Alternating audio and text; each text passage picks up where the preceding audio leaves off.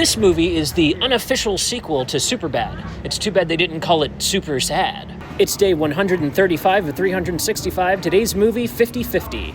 The prognosis for my movie club is fatal. Fatally fun. We do these daily movies as well as monthly deep dives and more. You can check all of that out over at patreon.com/ticketstubmovieclub. This was directed by Jonathan Levine and stars Joseph Gordon-Levitt, Seth Rogen, and Anna Kendrick. My headcanon is that this is a sequel to Superbad because the movie just feels like studio notes if you had been told to make a sequel to that movie, but to age it up because the audience is growing up with it. But don't grow up too much. In 2011, I saw this one because of Seth Rogen. I've always been a huge fan of him, and so any comedy that he's going to put out, especially one that had the potential to be as dark as this one might have been based on the trailers, I was here for it. I wanted to laugh at cancer jokes, potentially. Keep in mind, I was an edgy 20-year-old at the time. I was not very mature. What I got instead was shockingly down-to-earth and real. Like, the jokes are there, but they're not there at the expense of people going through this, and so I'm actually a little haunted by this movie. I went into it with the wrong attitude, and what I got instead, I really enjoyed. There's gallows humor here for sure, but I think JGL is a big reason that this has a lot of heart infused into it, especially through his portrayal of the character. In 2025, revisiting this, I was actually surprised to find out how many links there are to Rogen. Outside of just the Superbad thing, this has his niche. He makes movies about friends that have their friendships tested by real life problems and then are bonded closer because of it. That's like his go-to thing. He's kind of playing the Jonah Hill character, but a little softer and with a little more heart. JGL is playing the Michael Cera character, but he's less angsty and I think easier to digest. I mean, after all, this is the movie about guys going into their 30s instead of a movie about guys going into their 20s. Functionally, I think that means This Is 40 could cap end this trilogy of the decade storytelling. I don't know, maybe that's just for me, but it's like a triple feature that I would definitely check out. Superbad, 50/50, and This Is 40. I don't know, I think the trifecta works. So let's talk about the three things that I really enjoyed about 50/50. The first thing that I really enjoyed about this movie is the smoke sesh between Adam, Kyle, Mitch, and Alan. This one firmly goes into the camp of Seth likes this movie because it has a scene with characters just sitting around getting to know each other. I really enjoy that. I've directed a few of those scenes in my time, and there's a lot of fun with the actors. There's a lot that happens in those scenes behind the scenes when these actors are allowed to just interact and riff and have a good time. This also forwards the plot of the movie as well. Usually when I talk about these scenes, they're kind of added bonus. They don't always forward the plot. It's more for character development and enjoying watching these characters on screen. But it pays off later when, unfortunately, one of the older guys passes away, and when Adam goes to his chemotherapy session later, he finds that he's passed, and it's just a gut punch. This is someone that we've learned to love across the movie with the scenes that he's been in.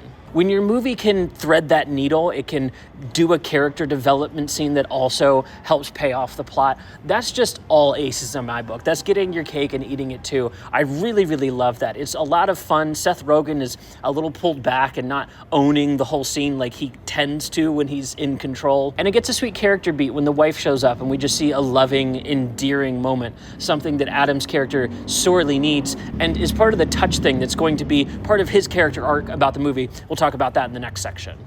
The second thing that I really dig about this movie is the journey of Adam and his willingness to be touched or not. Affection is something that is difficult for avoidant personalities, and that's kind of what he is. They highlight this through his therapy sessions with Anna Kendrick reaching out to give a comforting hand. He's kind of avoiding the fact that this is even real or not, and so if he accepts that affection, he has to accept the reality of the situation. But then he observes affection through his friend's sexuality, through his own sexuality, and then through the marriage of one of the old guys he's going through chemotherapy with. I mentioned in the last section that during their smoke session, he observes real affection of someone loving someone even though they're going through something impossible. That's really hitting home for his character. It's something I didn't pick up on the first time I saw this movie, and only in my rewatch where I was kind of analyzing what kind of a person he is, where I was able to call attention to the fact that, wow, yeah, his issues with affection stem from the fact that he's not accepting what is happening to him. And these have been here for a long time. They mentioned that his relationship issues with Bryce Dallas Howard's character started long before the cancer prognosis. He's a guy that's just avoidant in general, and so avoiding the cancer is part of what he has to come around through. He has to face things down eventually. That really humanizes the character for me. It makes it a lot easier to watch this kind of thing and cheer for someone to overcome an arc. It's not just him overcoming cancer, it is him overcoming himself. The third and final thing that I like about this movie is actually its connection between the real-life writer and Seth Rogen. The screenplay was written by Will Reiser, related to Paul Reiser, after him struggling with cancer at age 25. That's fucked up.